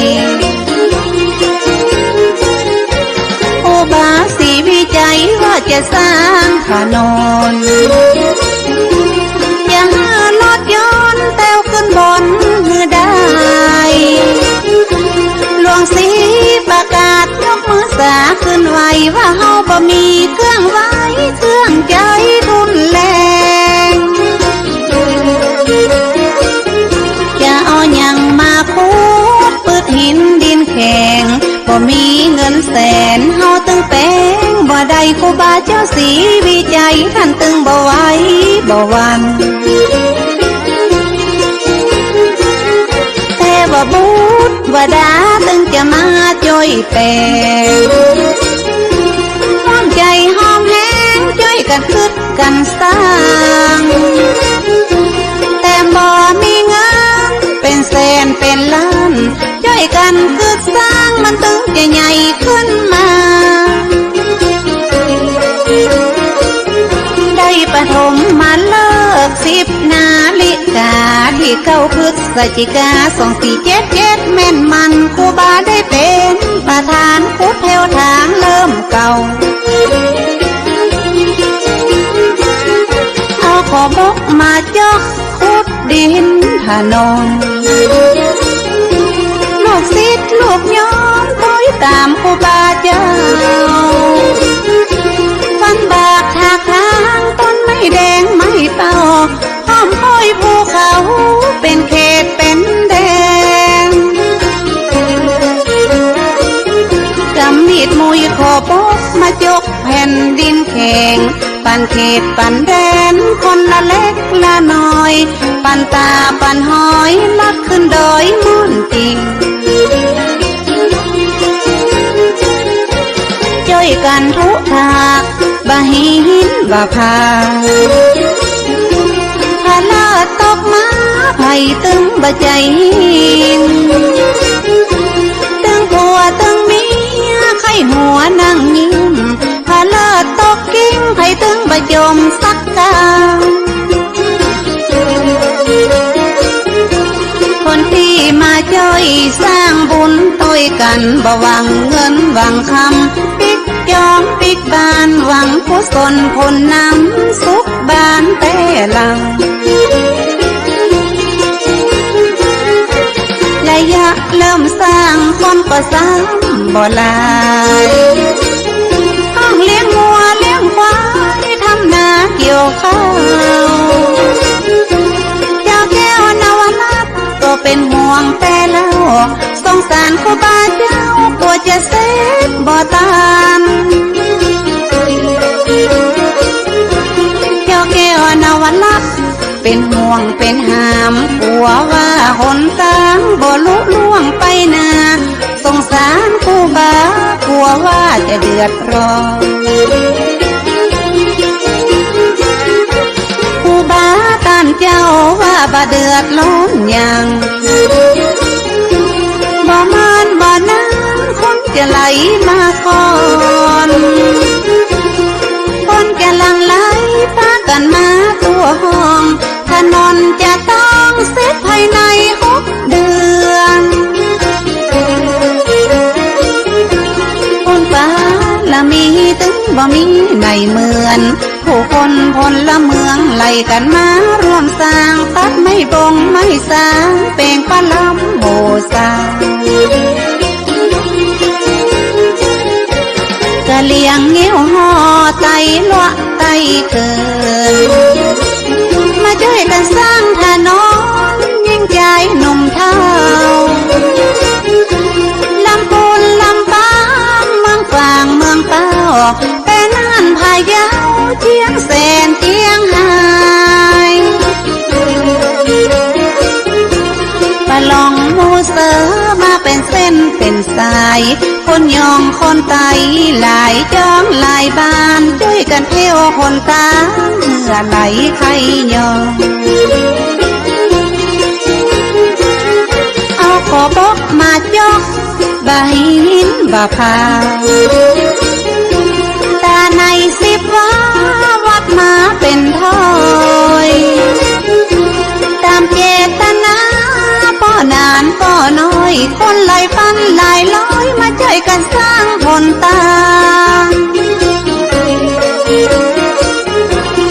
เกียมกับข้าวจิ้นปลาอาหารมาแบ่งมาปันกินกันว่าอัน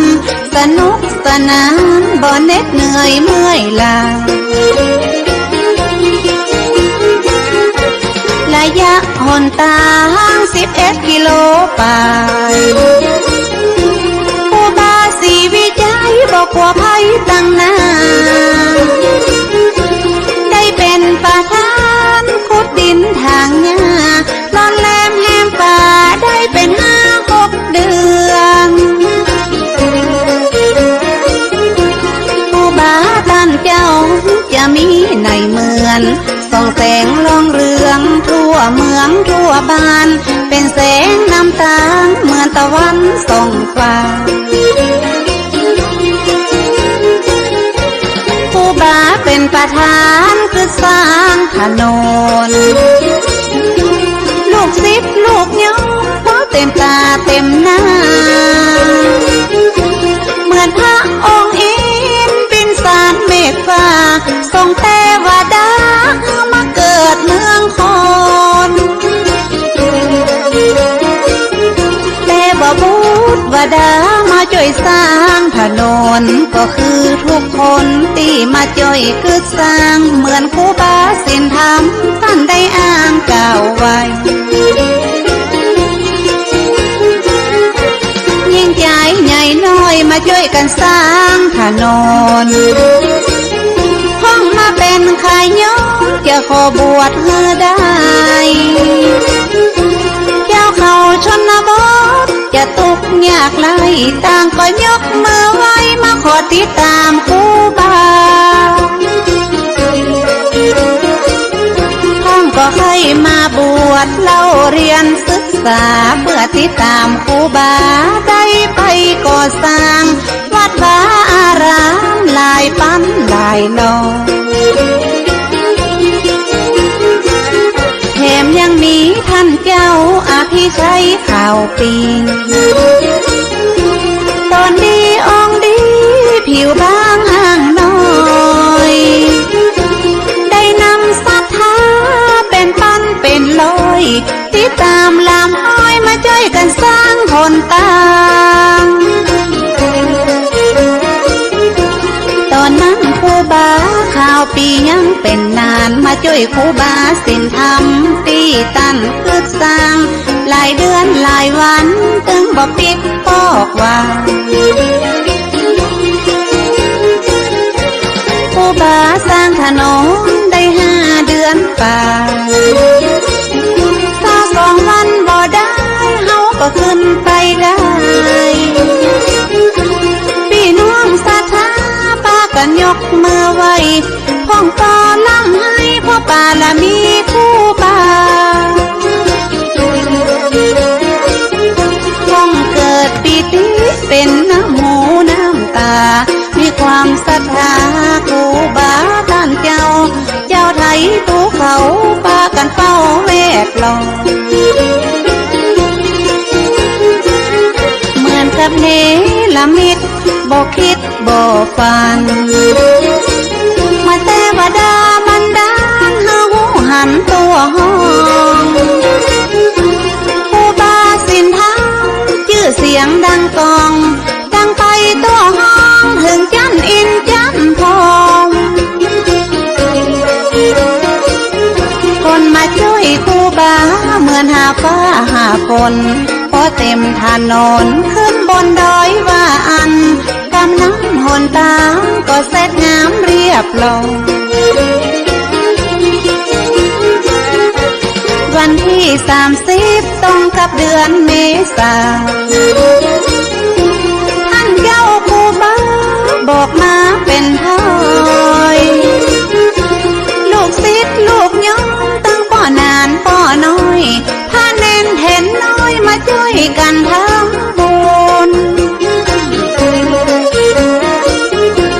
จะจัดพิธีทำบุญเปิดถนนเดือนเมษายน2478เน้นมันอย่าได้เปิดหนทางได้จัดงานครั้งนี้พร้อมจะได้เป็ดครูบาข่า ปี อย่าได้ทำพิธีร่วมกันตีนี้คณะสัทธามาหลายตางหลายตีลงท่าลงลีมาวัดศรีโสดาเตรียมเครื่องไสยาการแต่งปลาล้ำสืบยาตากะเอี่ยมเตรียมดาสัทธามาแต่งซ้อมเจ้าไตเจ้าหยองกะเลี้ยงปลาลองเงี้ยวลือเจ้าแก้วนวลักษ์มาร่วมพิธีเปิดถนนได้ขับรถยนต์ให้ผู้บาได้นั่งคืนได้เลิกได้ย้ำมาช่วยกันลุมผู้บาได้นั่งรถขึ้นห้องตีกองสะบัดยายห้องซ้อนห้องเต้นไปเป็นเส้นเป็นสายจนไปถึงบันไดขึ้นพระธาตุว่าอันได้ฉลองคนต่างขึ้นโดยสุเทพทองนั่งกราบนบพระพุทธพระธรรมพระสงฆ์ขอเป็นมงคลครูบาได้สร้างกลายเป็นทรัพย์ป่าทองห้องโพใหญ่กว้างคุ้มครองเจ้าบ้านได้กราบไหว้บูชาพี่น้องไทยต่างชาติต่างศาสนาไหว้ป่าละมีครูบาที่ท่านได้กึศสร้างถนนหนทางขึ้นบนดอยสุเทพ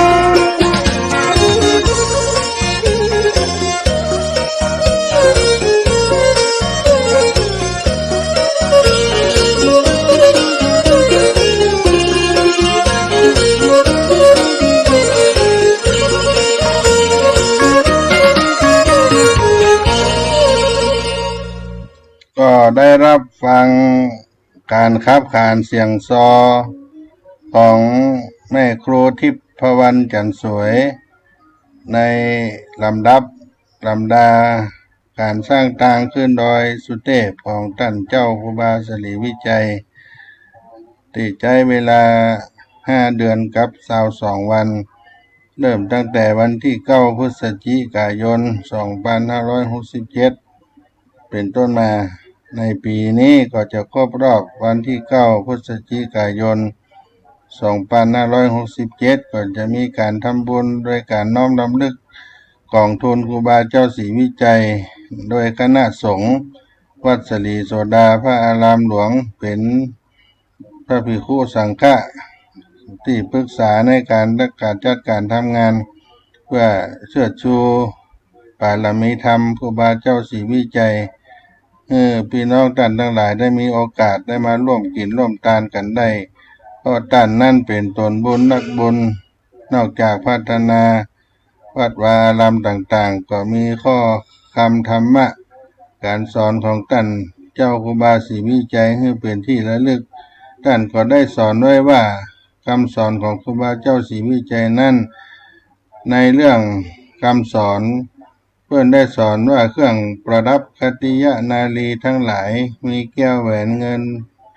ทองเป็นตัณหากามคุณเหมือนดังน้ำเพิ่งอาบยาพิษสำหรับนำความทุกข์มาใส่ตัวบ่มีประโยชน์สิ่งใดเลยแม่น้ำคงคายุมนาอิระบดีมหิมหาสารภูเป็นแม่น้ำใหญ่ตั้ง5แม่น้ำใหญ่ตั้ง5น้ำตั้ง5แม่นี้แม้จะเอามาอาบให้หมดตั้งแม่น้ำตั้ง5นี้ก็บ่อาจจะล้างบาปคือความเดือดร้อนไปในให้หายไปได้ฝนลมหมากเห็บแม้จะตกลงมา105,500,000 ก็เย็นมีความเย็นและหนาวสักปานใดก็บ่อาจเย็นเข้าไปถึงภายในหายจากความทุกขเวทนาได้ศีล5เป็นอริยทรัพย์เป็นต้นเหตุแห่งความบริสุทธิ์เป็นน้ำทิพย์สำหรับล้างบาปคือความเดือดร้อนภายในให้หายได้เมื่อศีลบริสุทธิ์แล้วสมาธิตั้งมั่นก็จะมีมา แล้วก็ได้เกิดปัญญาก็จะเกิดขึ้นให้มันลำลึกถึงตัวตนอยู่เสมอว่าบ่ใช่ตัวบ่ใช่ตนจนหันแจ้งด้วยปัญญาของตนจึงเป็นสมุตเฉทประหารกิเลสหมดแล้วก็จึงเป็นวิมุตติหลุดพ้นจากความทุกข์ทั้งปวงได้การปฏิบัติรักษาศีลห้าอันเป็นขั้นใดขั้นต่ำเบื้องต้นของพระพุทธศาสนามีอานิสงส์ได้รับความสุขในปัจจุบันประจักษ์แจ้งแก่ตาดังนี้ขั้นว่าตายแล้วก็ได้ไปเกิดบนสวรรค์ขั้นจุติจากสวรรค์ก็ได้ลงมาเกิดเป็นมนุษย์มีรูปอันงามมีปัญญาเฉลียวฉลาดมีทรัพย์สมบัติมากมีอายุยืนมีลูกมีเมียมีลูกมีหลานก็ว่านอนสอนง่ายบ่มีศัตรูเบียดเบียนได้และก็เป็นปัจจัยให้มีความสุขไปตลอดถึงพระนิพพานผู้ใดรักษาศีล8ก็ได้รับความสุขในปัจจุบันมากกว่าศีล5ข้อขึ้นไปแถมคือไปนอนอยู่ที่วัดเป็นกายวิเวกจิตตวิเวกสงบอารมณ์ปราศจากความพยาบาทจองเวรถินามิทะปราศจากความง่วงเหงาหาวนอนอุทธัจจะปราศจากความฟุ้งซ่านรำคาญใจไม่มีสิ่งใดมารบกวนวิจิกิจฉาปราศจากความสงสัยในธรรมพระธรรมคำสอนแล้วก็คือไปอบรมทำใจให้บริสุทธิ์แยบคายเสมอดังพรหมการว่าตายก็ได้ไปเกิดในบนชั้นพรหมมีความสุขอายุยืนยิ่งกว่าชั้นสวรรค์ชั้นขั้นว่าจุติลงมาเกิดเป็นมนุษย์ในโลกมนุษย์ก็เกิดในตระกูลสูงมีรูปสมพันธ์วรรณะเรางามมีปัญญาเฉลียวฉลาดอายุมั่นยืนยาวมียศมีบริวารมีอำนาจมากผู้ทุชนทั้งหลายอย่าได้สงสัยว่าพระพุทธเจ้านิพพานไปแล้วจะบำเพ็ญอย่างใดก็บ่ได้ถึงมรรคผลนิพพานความจริงพุทธเจ้าได้ตรัสรู้ทำแล้วจึงได้เป็นพระพุทธเจ้าเมื่อต้านถึงนิพพานไปแล้วผู้ที่ปฏิบัติถูกต้องตามพระธรรมคำสั่งสอนก็เป็นอรหันต์ได้ถึงนิพพานเหมือนกันถ้าผู้ใดเล็งหันว่าพระธรรมคำสอนเป็นความจริงบริสุทธิ์ผู้นั้นย่อมเล็งหันพระพุทธเจ้าได้ทุกเมื่อแม้ว่าท่านยังทรมานอยู่ก็ดีผู้ใดบ่ได้ปฏิบัติถูกต้องธรรมก็บ่อาจหลุดพ้นจากทุกข์ได้ข้อปฏิบัติที่จะให้หลุดพ้นทุกข์ได้ก็คือรักษาศีลบริสุทธิ์เสียก่อนความตั้งมั่นก็จะเกิดขึ้นเพราะฉะนั้นปุถุชนทั้งหลายผู้แสวงหาความสุขใส่ตัวก็จงประการรักษาศีลให้บริสุทธิ์เมื่อศีลบริสุทธิ์แล้วสมาธิความตั้งมั่นจะเกิดมีมาแล้วให้ปลูกปัญญาหากจะเกิดขึ้นมีมันระลึกถึงตนอยู่ตลอดปฏิว่าตัวเฮาบ่ใช่ตัวตนเป็นธาตุทั้งสี่ขันธ์ห้าอาการ32โสโครกเป็นตัวทุกข์ตัวแก่ตัวเจ็บตัวตายบ่ใช่ตัวอันจักตามไปในโลกหน้าให้หันแจ้งด้วยปัญญาของตนอย่างแน่นอนจึงเป็นสมุตเฉทประหารกิเลสแล้วจะได้วิมุตติหลุดพ้นจากความทุกข์ได้เป็นอรหันต์ได้จริงนี่ก็เป็นคำสอนที่ท่านครูบาเจ้าศรีวิจัยได้สอนให้เฮาได้เอามาเป็นคติสอนใจมารบ่มีบารมีก็บ่เกิดชีวิตของเฮานี่ต้องมีอุปสรรคมาถึงจะได้สำเร็จในสิ่งต่างๆได้เพราะฉะนั้นวันนี้ขอนำเอาสาระเนื้อหาการต่างๆขึ้นโดยสุเทพเอามาป่านมาฝากพี่น้องท่านผู้ฟังทั้งหลายที่ได้สดับรับฟังอยู่ก็ขอฝากไว้ว่าวันที่9พฤศจิกายน2567ที่จะมาถึงท่านใดมีความประสงค์จะมุทิตาลำลึกครูบาเจ้าศรีวิจัยก็ขอนำเชิญมาให้มาหอมกันได้จะเป็นโรงทานจะเป็นของทานจะเป็นการมโหรสพการคับขันซอการทำบุญที่จะให้เกิดด้วยการปูชาคุณต่อครูบาเจ้าก็มาติดต่ออาตมาภาพก็ได้หรือจะไปติดต่อที่อนุสาวรีย์ครูบาเจ้าศรีวิจัย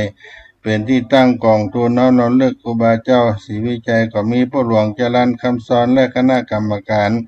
กองทุนน้อมนำลึกครูบาเจ้าศรีวิจัยเป็นเก้าเป็นลักษณ์เจ้าภาพในการจัดงานคณะสงฆ์วัดศรีโสดาก็เป็นที่ปรึกษาในการจัดงานเพื่อได้เชิดชูบารมีโดยเฉพาะวัดศรีโสดาพระอารามหลวงก็เป็นวัดที่ท่านครูบาเจ้าได้สถาปนาสร้างขึ้นถวายในพระพุทธศาสนาก็จึงขอเรียนเชิญทุกท่านติดต่อสอบถามอาตมาภาพก็ได้อยากจะมาร่วมบุญในเรื่องอื่นๆจะเป็นการมาห้ามปูจากุลก็ได้เอาฟ้อนมาปูจาเอากองเอากล่องมาแห่ปูจาก็ได้จะเป็นโรงทานอาหารข้าวหวานก็ได้มาติดต่อได้061-178-5839 061-178-5839 ท่านพระครูปัญญาสังฆการหรือท่านพระครูพรหมินทร์ก็ยินดีต้อนรับทุกท่านมาณโอกาสนี้ในนามของคณะสงฆ์วัดศรีโสดาที่เป็นที่ปรึกษาในการจัดงานของกองทุนน้อมรำลึกครูบาเจ้าศรีวิจัยและศรัทธาบ้านน้ำตกห้วยแก้วและมหามูลศรัทธามหาชนทั่วทุกภาคทุกทิศที่ได้มาร่วมบุญขอความสุขความเจริญจงมีแก่ท่านผู้ฟังทั้งหลายก็ติดต่อสอบถามอาตมาภาพหลังไม้ได้ตลอดเวลา061-178-5839วันนี้ขอความเจริญสุขจงมีแก่ท่านผู้ฟังก่อนล่ำลาท่านไปไว้เพียงตัวอีก่อนจัตตาโลธรรมาวัฏันติอายุวันโนสุขังปะลัง